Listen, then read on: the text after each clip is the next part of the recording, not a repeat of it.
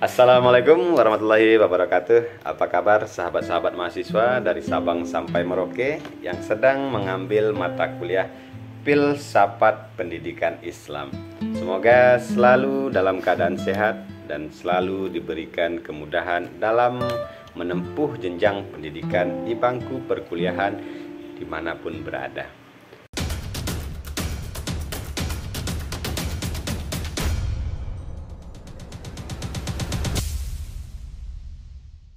Kali ini, pada pertemuan pertama ini, kita akan membahas tentang apa itu sebenarnya filsafat ya, khususnya kepada filsafat pendidikan Islam. Sahabat-sahabat semua, sebelum kita jauh berbicara tentang filsafat pendidikan Islam, ada baiknya kita terlebih dahulu mengungkapkan apa itu filsafat. Nah, walaupun pada konten-konten saya sebelumnya sudah kita bahas tentang filsafat. Nah, tetapi untuk sampai kepada apa itu sebenarnya filsafat pendidikan Islam, tidak salahnya kita ulang kembali agar sahabat-sahabat semua lebih memahami dan lebih mudah untuk memahami dari filsafat pendidikan Islam. Sahabat-sahabat semua, ada dua pendapat yang berbeda mengenai asal-usul filsafat secara etimologi. Pendapat pertama mengatakan bahwa filsafat berasal dari bahasa Arab, yaitu falsafah. Pendapat ini dikemukakan oleh Harun Nasution. Dan yang kedua menyatakan bahwa filsafat berasal dari kata bahasa Inggris, yaitu philo dan sophos. Sahabat-sahabat semua, baik itu filsafat, falsafah ataupun filosofia, secara harfiah berarti cinta kepada kebijaksanaan atau cinta kepada kebenaran. Sedangkan secara sederhana, filsafat itu adalah alam berpikir. Berarti filsafat artinya berpikir ya. Namun tidak semua berpikir itu dapat dikatakan sebagai berfilsafat. Nah, karena berfilsafat itu adalah berpikir secara mendalam atau radikal dan sungguh-sungguh.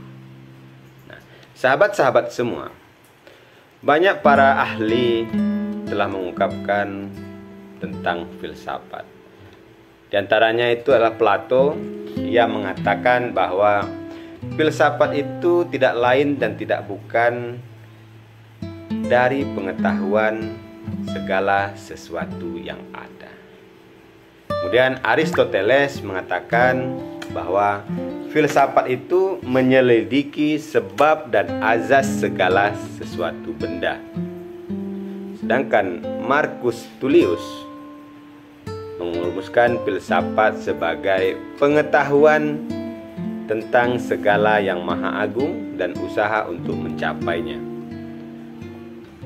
Sedangkan menurut Al-Farabi, filsafat adalah ilmu pengetahuan tentang alam ma'wujud dan bertujuan menyelidiki hakikatnya yang sebenar-benarnya.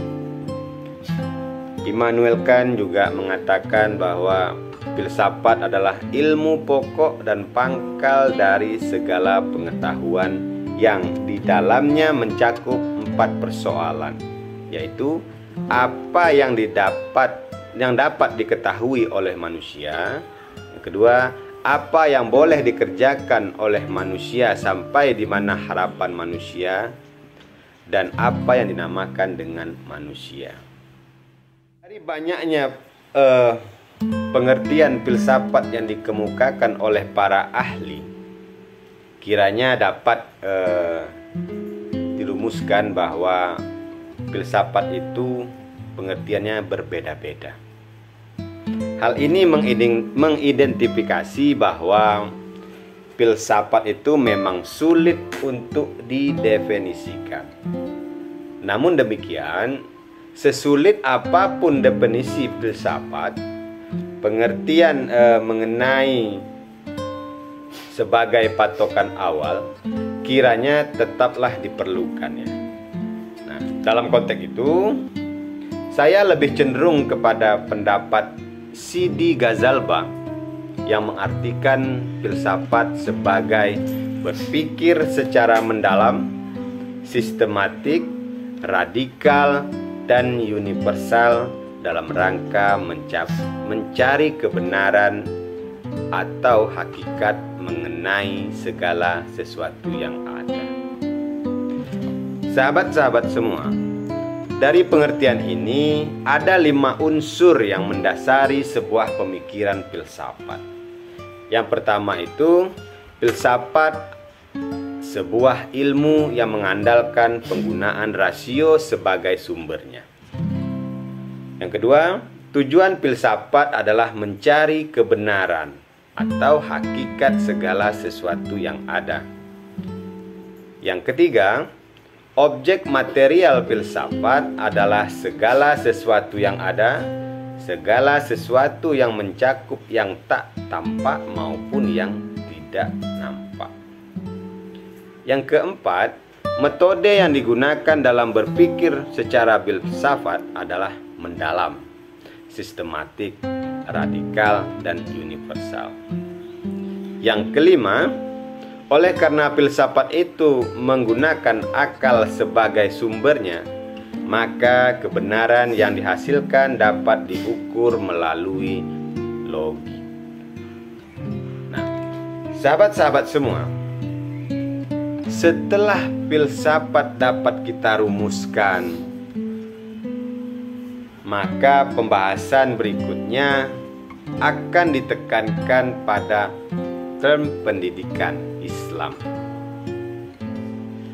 Objek pendidikan Islam adalah subjek didik dalam keluarga, sekolah, dan masyarakat. Pendidikan Islam merupakan salah satu upaya untuk melatih sensibilitas para siswa sedemikian rupa, sehingga dalam berperilaku mereka terhadap kehidupan, langkah-langkah dan keputusan, begitu pula pendekatan mereka terhadap semua ilmu pengetahuan diatur oleh nilai-nilai keislaman yang sangat dalam dirasakan. Sedangkan filsafat pendidikan Islam adalah suatu analisis atau pemikiran rasional yang dilakukan secara kritis, radikal, sistematis, dan metodologis untuk memperoleh pengetahuan mengenai hakikat pendidikan. Sahabat-sahabat semua, filsafat pendidikan Islam sebagai bagian atau komponen dari suatu sistem, ia memegang Peranan filsafat pendidikan Islam adalah mengembangkan filsafat Islam dan memperkaya filsafat Islam dengan konsep-konsep dan pandangan-pandangan filosofis dalam bidang pendidikan, dan ilmu pendidikan akan dilengkapi dengan teori-teori kependidikan yang bersifat filosofis Islami. Secara praktis, dalam prakteknya, filsafat pendidikan Islam banyak berperan dalam memberikan alternatif pemecahan berbagai macam problema-problema yang dihadapi oleh pendidikan Islam dan memberikan pengarahan terhadap perkembangan pendidikan Islam.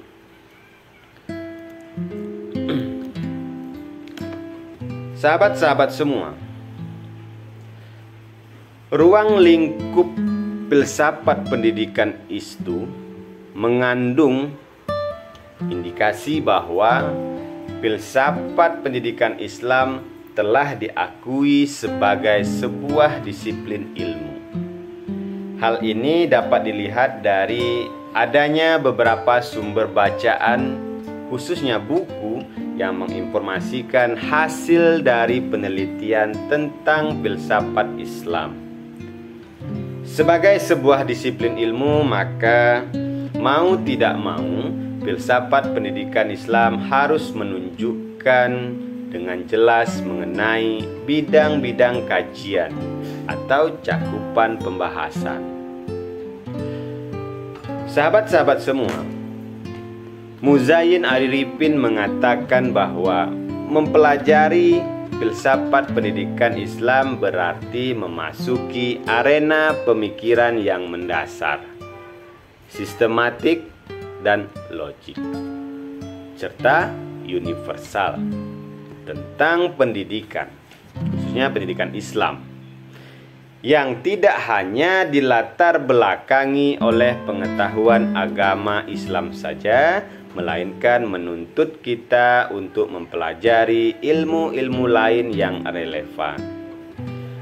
Sahabat-sahabat semua, ini menandakan bahwa ruang lingkup filsafat pendidikan Islam itu adalah masalah-masalah yang terdapat dalam kegiatan pendidikan, seperti masalah tujuan pendidikan, masalah guru, masalah kurikulum, masalah metode pembelajaran, dan masalah lingkungan. Pemikiran dan kajian tentang filsafat pendidikan Islam itu menyangkut 3 hal pokok. Yang pertama adalah penelaahan tentang filsafat, kemudian pendidikan dan penelaahan tentang Islam. Karena itu, setiap orang yang berminat dan terjun dalam dunia filsafat pendidikan Islam seharusnya memahami dan memiliki modal dasar tentang filsafat pendidikan dan Islam. Nah, kajian dan pemikiran mengenai pendidikan pada dasarnya menyangkut aspek yang sangat-sangat luas dan menyeluruh, bahkan seluruh aspek kebutuhan atau kehidupan umat manusia, khususnya umat Islam. Sahabat-sahabat semua, ketika dilakukan kajian dan dirumuskan pemikiran mengenai tujuan pendidikan Islam, maka kita tidak dapat dilepaskan dari tujuan hidup umat manusia. Karena tujuan pendidikan Islam pada dasarnya dalam rangka mencapai tujuan hidup umat manusia. Sehingga esensi dari tujuan pendidikan Islam sebenarnya sama dengan tujuan hidup umat manusia. Sahabat-sahabat semua, filsafat pendidikan Islam merumuskan tujuan pendidikan dalam rangka mencapai tujuan hidup umat manusia. Bila tujuan hidup umat manusia, atau khususnya umat Islam, untuk mencapai derajat ketakwaan yang sempurna sebagaimana disebutkan, maka tujuan pendidikan Islam itu yang dirumuskan adalah filsafat pendidikan Islam, tentu pembinaan peserta didik dalam rangka menjadi manusia muttaqin.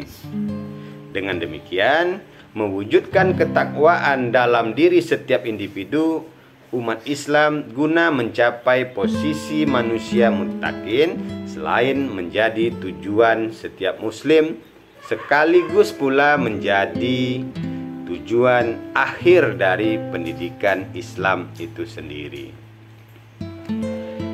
Pada dasarnya, ruang lingkup kajian filsafat pendidikan Islam bertumpu pada pendidikan Islam itu sendiri, baik menyangkut rumusan, konsep dasar pelaksanaan, maupun rumusan pemikiran antisipatif mengatasi problematika yang dihadapi dalam pelaksanaan pendidikan Islam. Pola dan sistem berpikir filosofis demikian dilaksanakan dalam ruang lingkup yang menyangkut bidang-bidang. Yang pertama itu adalah kosmologi. Kosmologi itu maksudnya adalah suatu pemikiran dalam permasalahan yang berhubungan dengan alam semesta, ruang dan waktu, kenyataan hidup manusia sebagai makhluk ciptaan Tuhan, serta proses kejadian-kejadian dan perkembangan hidup manusia di alam nyata dan sebagainya.